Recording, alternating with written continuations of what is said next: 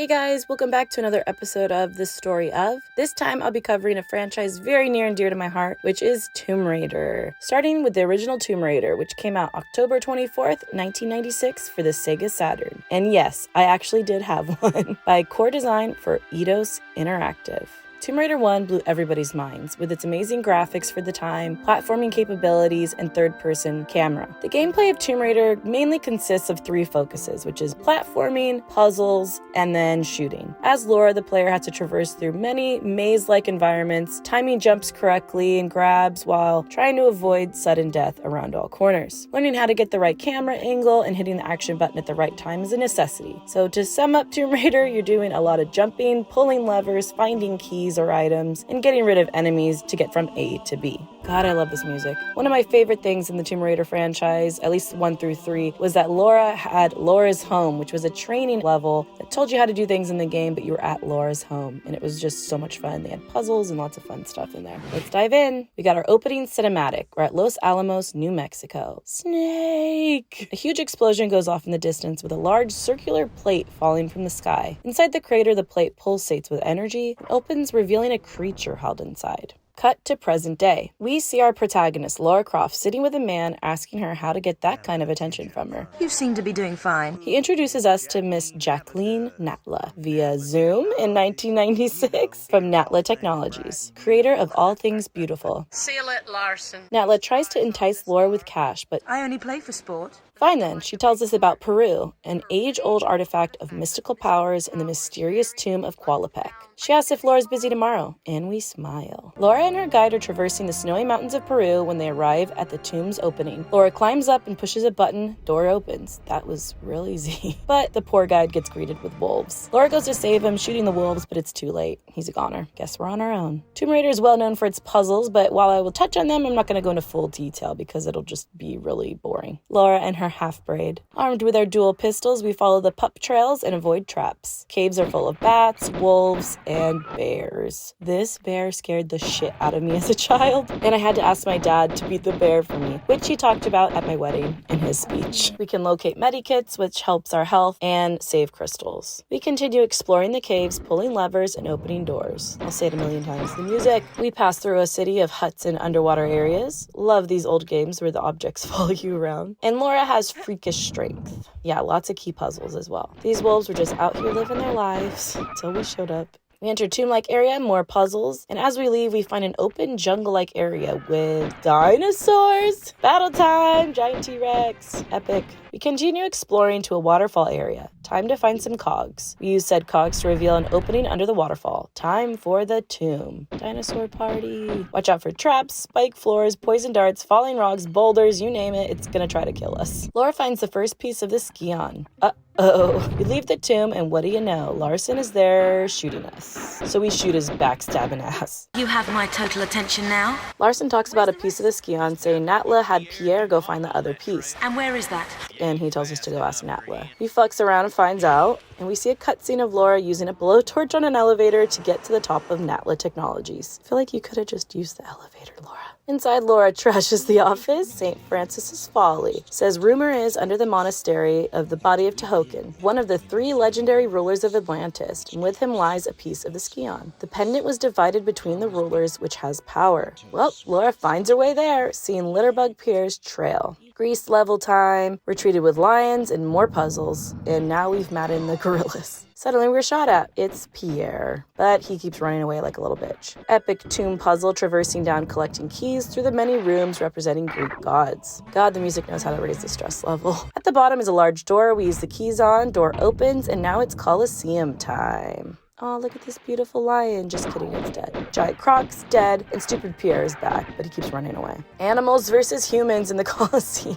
Honestly, we should be on a watch list for endangered animals. Like, this is ridiculous. Until we reach the Palace Midas. Cute pool. It sure would be beautiful if we weren't being attacked all the time.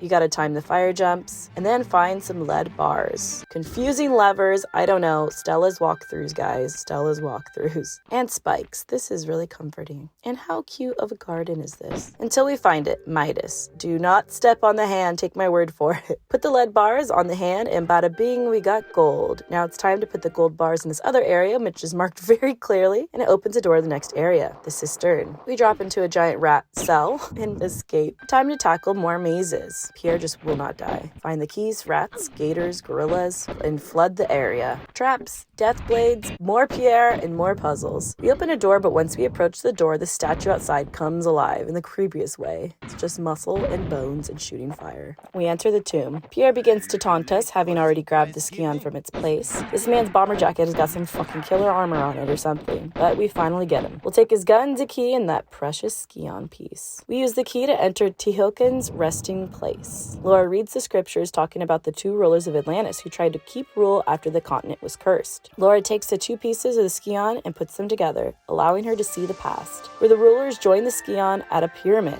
We see visions of something super creepy awakening and one of the rulers taking the other Skion and throwing it, causing an explosion and entrapment of the other one. Laura's eyes. Cut to Laura riding her motorcycle to Egypt. What in that vision would have made you want to go there? See, this is just like the caves, but now it's sandy because we're in Egypt. And there's a new enemy, a Black Panther and mummy panthers. Key time. We continue exploring. There's mummies galore, puzzles with plates, and we place the items for the doors to open until we get to the sanctuary of the Skion. There's these monkey mummy things as well now, and we see a big pyramid head. No, not that pyramid head. What are those things called? Oh, great. Now there's flying muscle monsters. More statue things, pick up items. It's a monster mummy thing. Things are starting to get weird, yeah? We climb on top and place the items. Epic angles. And it opens the door. We enter and fall into some water. We run up a long corridor until we're ambushed. As we enter, we hear Larson again. I still got a pain in my brain from you. Well, time to die. We locate the last piece of the Skion. Laura leaves, and as her eyes adjust to the light, she sees two people holding her up. Suddenly, a huge man is behind us, and Cowboy takes our pistols. It's Natla. Time to give back what you've hijacked off me. Girl, you tried to kill us first. The henchmen take the Skion and shove our ass. We're pissed. Natla orders them to kill us. But we swan dive off a cliff into some water. Thank God that's there. And we watch them drive off. Motorcycle time! Yeah! We just miss them as they sail off, but we're Lara Croft. We're not going to let that stop us. So boom, we're a stunt woman. The henchmen investigate the loud splash noise, and we sneak on board. Probably just a fish. We go and take a nap. Super smart. We wake to the boat docking and dive into the ocean. We're at Natla's mines. There's shacks and blocked paths, and we have to watch out for boulders. We locate some fuses to lower a crane, and deeper in we go. Ain't nothing personal. We shoot the cowboy and take his stuff. Oh, cool, lava. All I think of is Minecraft. Oh, hey, a skateboarding henchman. Sick move, bro. We kill him and we take his skateboard. I'm just kidding, I wish. And now it's time for the giant henchman. Boom, dead. We locate a pyramid key and open the door. Remember when I said things were getting weird before? Just wait. We see Natla placing the Skion. The top of the pyramid opens up. We're in a strange place with muscle tissue all over and muscle enemies popping out of egg pods. The heartbeat sound. This is straight up a horror game at this point. We make our way through. The walls of muscle are super unsettling and come to a room with a creature resembling us. Our doppelganger. Creepy. Fun fact, you can dress up as her in Tomb Raider Legend. We fight our way through until we reach the Skion's resting place. Laura times it and reaches for it when we suddenly get a vision. You can't do this. We see Natla being condemned by her fellow Atlanteans for her abuse of power and stealing the Skion. She basically made a freak factory. It's a new generation. They're going to lock her in limbo forever and seal her in her tomb. Laura jerks her hand away. Natla's here. Laura's got some good jokes. For a grand reopening, I assume. Natla says evolution is in a rut and she wants to incite territorial rages again. How fun. To strengthen and advance us. Create new breeds. Totally normal. Holy shit, Atlanteans are tall. She calls the other Atlanteans wimps. And that they plunged people back to survival basics and it shouldn't happen like that. Or like this. Hatching commences in 15 seconds. Oh shit, too late for Smishmortians now. Jesus Christ. Laura points a gun at Natla. Natla tackles Laura off the ledge, but we catch it and Natla falls. Oh, baby is born. It's a giant torso monster. We fight it off. Now we gotta get back to the Skion and try to stop this thing. We shoot at it, and an earthquake starts. We gotta get out of dodge. As we try to escape, Natla appears, flying and shooting us. Oh, nice wings, girl. She's still business casual, though. We down her and slide down. The pyramid explodes and catches fire just as we escape. We swim to the boat and take off. The end. So that was it. Lara did all of that for nothing, but thank God she stopped Natla. So, there's that plus side of things. And that is the story of Tomb Raider 1, the original, which spawned so many games afterwards, still to this day, and 3 movies. And Lara Croft is not going anywhere in the video game and media world. So I hope you guys enjoyed Tomb Raider 1. Let me know if you guys want me to cover Tomb Raider 2, but I'll probably do it anyways because it's my favorite in the series, just because it was the first one I played all the way through and bought with my own money. So a little nostalgia there, but I just love that game and the dragon. So anyways, thanks guys for watching. I'll see you guys next time. Bye.